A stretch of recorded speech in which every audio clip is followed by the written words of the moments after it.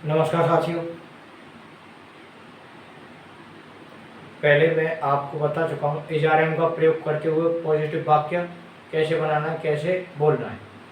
इस वीडियो में देखेंगे कि पॉजिटिव वाक्य के बाद में जो नेगेटिव वाक्य आता है, अफर्मेटिव के बाद में नेगेटिव वाक्य आता है, उसको कैसे बोलना है। तो चैनल को सब्सक्राइब जरूर करें, लाइक करें और शेयर करें।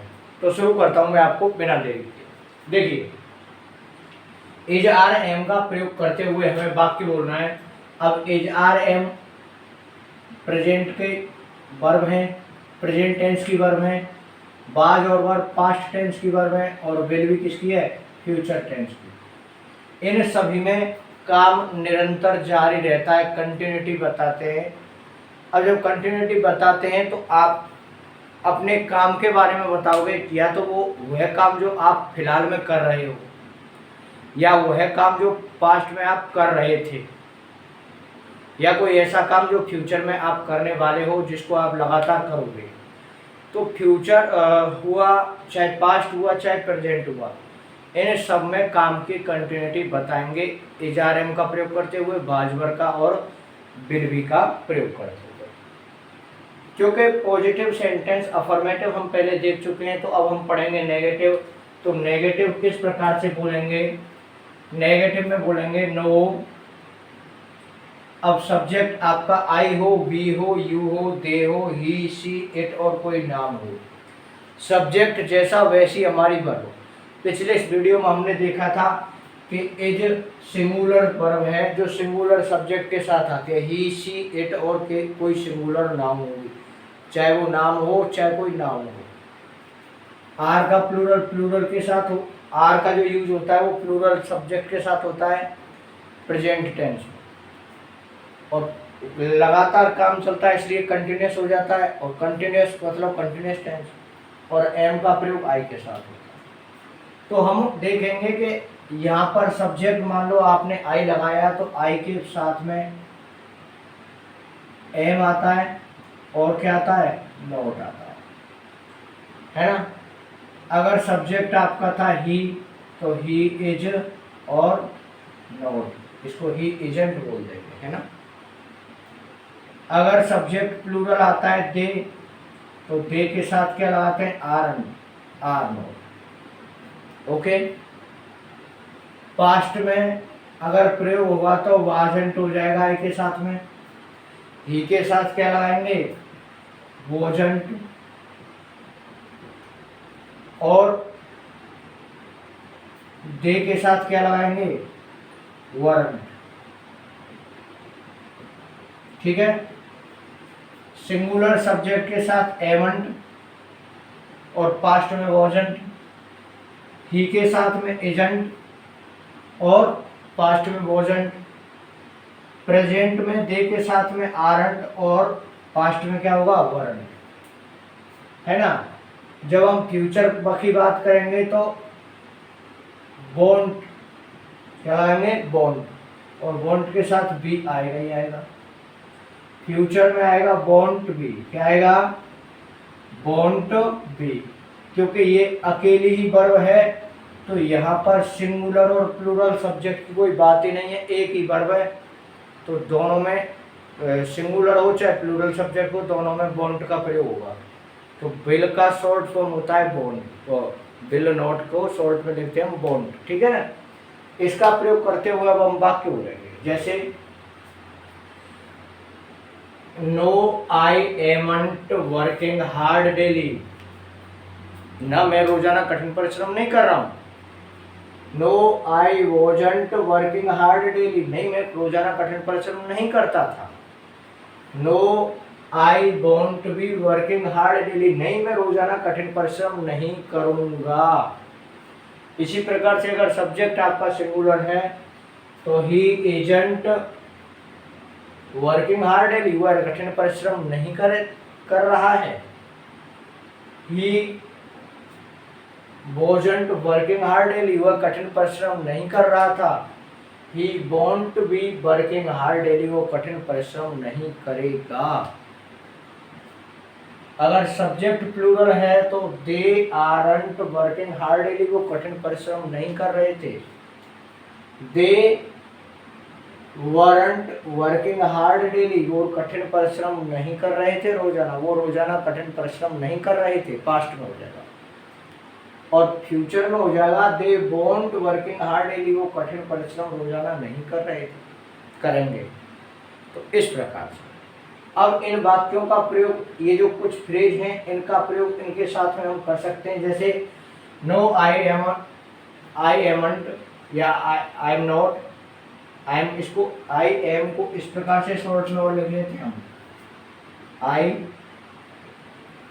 इस प्रकार से, no I am not, no I am not working hard daily, no I am not calling the students, मैं बच्चों को नहीं पुकार रहा हूँ। No I am not teaching English, नहीं मैं इंग्लिश नहीं पढ़ा रहा हूँ। No I am not applying for RS, नहीं मैं आरएस के लिए अप्लाई आवेदन नहीं कर रहा हूँ, अप्लाई नहीं कर रहा हूँ। No I am not preparing for Patwar, नहीं मैं पटवार परीक्षा के लिए तैयारी नहीं कर रहा हूँ। आई am not dancing on the roof, नहीं मैं छत पर नहीं नाच रहा हूँ। आई am not running behind the bus, मैं बस के पीछे नहीं दौड़ रहा हूँ। पास्ट में बोलेंगे आई वॉजंट वर्किंग हार्ड, मैं कठिन परिश्रम नहीं कर रहा था। आई वॉजंट कॉलिंग द स्टूडेंट्स, मैं बच्चों को नहीं पुकार रहा था। आई वॉजंट टीचिंग इंग्लिश, मैं इंग्लिश नहीं पढ़ा रहा था। आई वॉजंट अप्लाई फॉर आरएस, मैं आरएस के लिए अप्लाई नहीं कर रहा था। आई वॉजंट प्रिपेयरिंग फॉर पटवार, मैं आरएस के लिए आवेदन नहीं कर रहा था, मैं पटवार की तैयारी नहीं कर रहा था। मैं छत पर नहीं नाच रहा था। आई wasn't dancing on the road, I wasn't running behind the bus, मैं बस के पीछे नहीं भाग रहा था। अब देखो इसको आई नॉट बोल दो आप, या फिर I won't. I not working hard daily, मैं कठिन परिश्रम नहीं करूंगा रोजाना। I not calling the students, मैं छात्रों को नहीं बुलाऊंगा। I not teaching the English, I not teaching English, मैं, अब आई नॉट के साथ में बी और आएगा, है ना। आई एम नॉट या I not, I not working hard daily, मैं कठिन परिश्रम नहीं कर रहा हूँ। I not calling the students, मैं बच्चों को नहीं बुला रहा हूँ। I not teaching English, I not be teaching English, I not be teaching English, मैं बच्चों को अंग्रेजी नहीं पढ़ा रहा हूँ।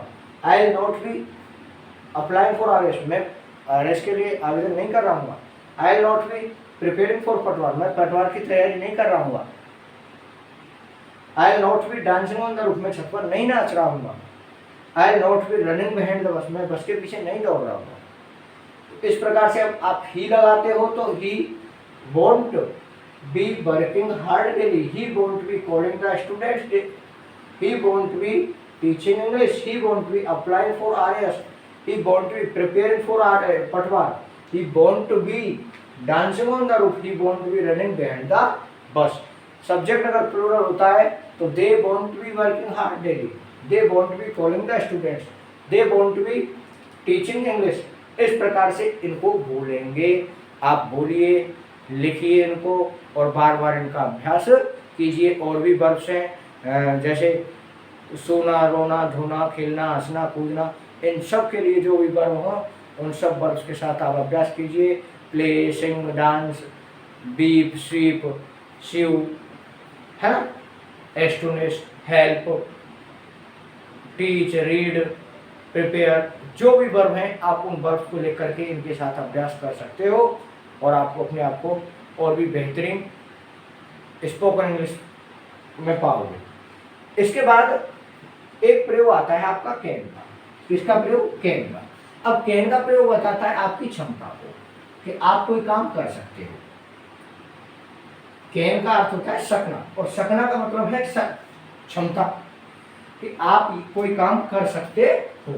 तो कैन का प्रयोग करते हुए जब आप वाक्य बोलेंगे, है ना, तो कैन के साथ में वर्ब की आती है पहली फॉर्म, फर्स्ट फॉर्म। कौन सी फॉर्म आती है? First form. जब वर्ब की फर्स्ट फॉर्म आएगी तो वर्ब की फर्स्ट फॉर्म के साथ बोलेंगे। ये बताता है आपका क्षमता। क्षमता मीन्स स्ट्रेंथ, पावर, ये आपकी क्षमता बताएगा, आपकी पावर बताएगा। जब आप बात हो पावर की तो हम कैन का प्रयोग करेंगे कि मैं भारी बॉक्स से उठा सकता हूँ, I can lift the heavy box. आपको एग्जाम्पल बताता हूँ, जैसे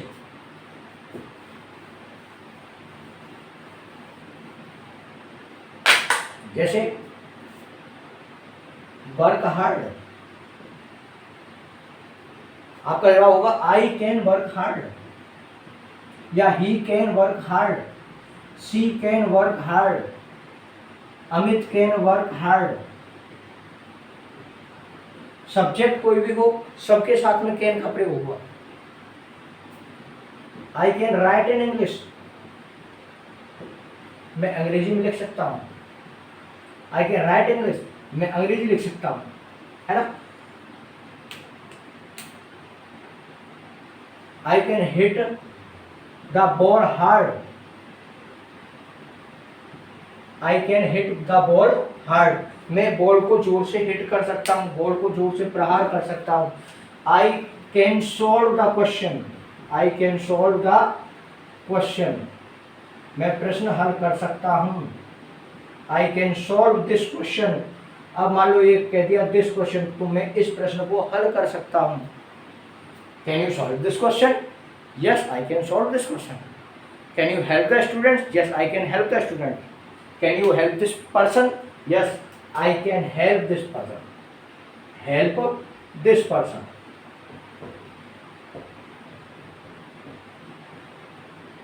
Can you start my bike? Yes, I can start your bike. Can you talk to me? Yes, I can talk to you. Can you talk in English? Yes, I can talk in English. तो इस प्रकार से वाक्य जब आप अपनी क्षमता को बताते हो कि मैं ये काम कर सकता हूं। Can you lift a heavy box? Can you lift a heavy box? Yes, I can lift a heavy box, he can lift a heavy box, my mother can lift a heavy box.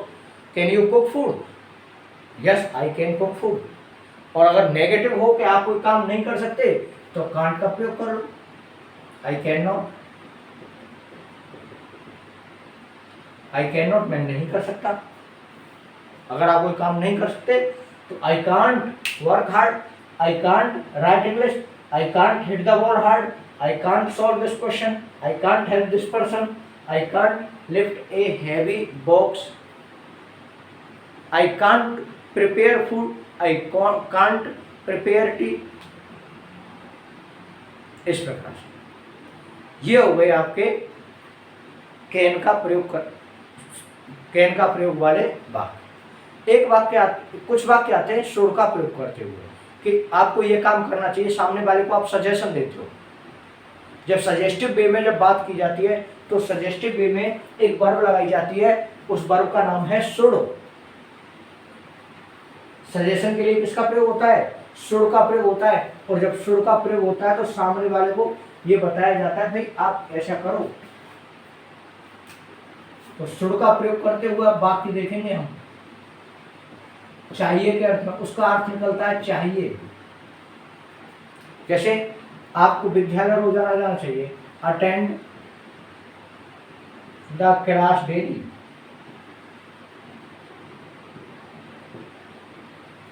You should you attend the class daily?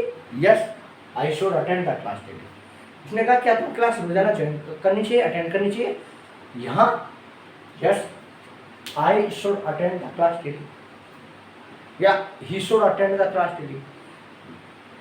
Should your brother attend the class daily? Yes, my brother should attend the class daily.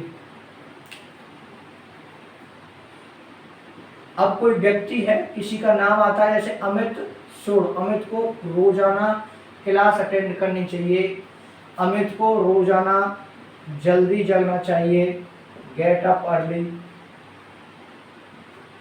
Help the poor,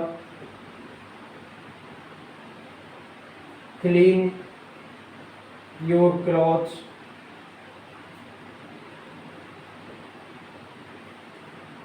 you should clean your clothes, है ना। आपको अपने कपड़े रोजाना धोना चाहिए। सामने वाले को सलाह दें या सामने वाले के माध्यम से किसी और को सलाह दें, तब हम सलाह देने के लिए शुड का प्रयोग करते हैं, टू एडवाइस। सलाह देने के लिए शुड का प्रयोग करते हैं। आपको कमरा साफ करना चाहिए। आप जैसे बात करते हैं कि भाई बाइक गंदी हो रही है तो ये बाइक रोजाना साफ करनी चाहिए। You should clean your bike, wash your bike, साफ करनी चाहिए, धोनी चाहिए रोजाना। You should clean your bike daily. तुम्हें हमारे वीडियो रोजाना देखने चाहिए। You should watch our videos daily. आपको सब्सक्राइब कर लेना चाहिए। You should subscribe. तो ये कुछ ऐसी चीजें हैं जिनमें क्या दी जाती है, एडवाइस। और एडवाइस के लिए शुड का प्रयोग होता है। शुड के साथ में अब देखिए ये वर्ब कौन सी आ रही है, इसमें एक्शन हो रहा है और एक्शन के साथ वर्ब की आ रही है फर्स्ट फॉर्म। तो धन्यवाद साथियों, इस प्रकार से आप इंग्लिश बोलना आसानी से सीख जाएंगे। You should woke up early in the morning, you should sleep at night early, है ना। You should help your parents, you should obey the parents, you should follow the traffic rules. इस प्रकार से करना चाहिए। कुछ एक ऐसी बाध्यता आती है जिसमें मस्ट का प्रयोग होता है। अब मस्ट का प्रयोग कहाँ होगा, इसको और देख लेते हैं इसी के साथ में। मस्ट का प्रयोग होता है सलाह देने के लिए, लेकिन सलाह में होती है बाध्यता। सलाह में क्या होती है, बाध्यता। सामने वाले को काम करना जरूरी है। अगर वो काम नहीं करेगा तो ऐसा समझो कि उसने कोई दंडात्मक कार्य किया है, ऐसे कंडीशन में मस्ट का प्रयोग होता है। किसका प्रयोग होता है, मस्ट का। अब मस्ट का अर्थ भी चाहिए के अर्थ में आता है, लेकिन प्रयोग किसका होता है, मस्ट का। जब मस्ट का प्रयोग होगा तो जैसे कि ओबे योर पेरेंट्स, तुम्हें अपने माता पिता की आज्ञा का पालन करना चाहिए। ये बाध्यता भी है, ये नैतिक कर्तव्य भी है हमारा। ओके, आपको अपनी वादा निभाना चाहिए। कीप वंस प्रॉमिस या your promise. One should keep once promise. One must. भाई किसी से वादा कर रहे हो तो अगर नॉर्मल वे में कहें कि भाई तुझे वादा निभाना चाहिए, वो कंडीशन अलग है। लेकिन वादा किया क्यों जाता है, निभाने के लिए, इसलिए वादा निभाना चाहिए तो मस्ट का प्रयोग करते हैं। ऐसे ही कोई इंस्ट्रक्शन जो होते हैं ना, क्या इंस्ट्रक्शन, निर्देश। तो इंस्ट्रक्शन जो होते हैं, जैसे आपको रोड पर बाएं तरफ चलना चाहिए। You must keep yourself left. You must keep yourself left. आपको लेफ्ट में रहना चाहिए, ऑन द रोड पर। You must follow the traffic rules. You must follow the traffic rules. You must bear helmet when you drive, while you drive. जब आप गाड़ी चलाओ उस समय आपको क्या करना चाहिए, हेलमेट पहनना चाहिए। तो इस प्रकार के वाक्य हैं दोस्तों। इसमें हमने आज सीखा मस्ट का प्रयोग, शुड का प्रयोग, कैन का प्रयोग और एजेएमआर का प्रयोग। इससे आगे आने वाले वीडियो में और भी कुछ चीज़ें देखेंगे जो हमारे डेली यूज़ की प्रैक्टिस में आती हैं, है ना। तब तक के लिए जय हिंद, जय भारत। चैनल को सब्सक्राइब जरूर करें। थैंक यू दोस्तों।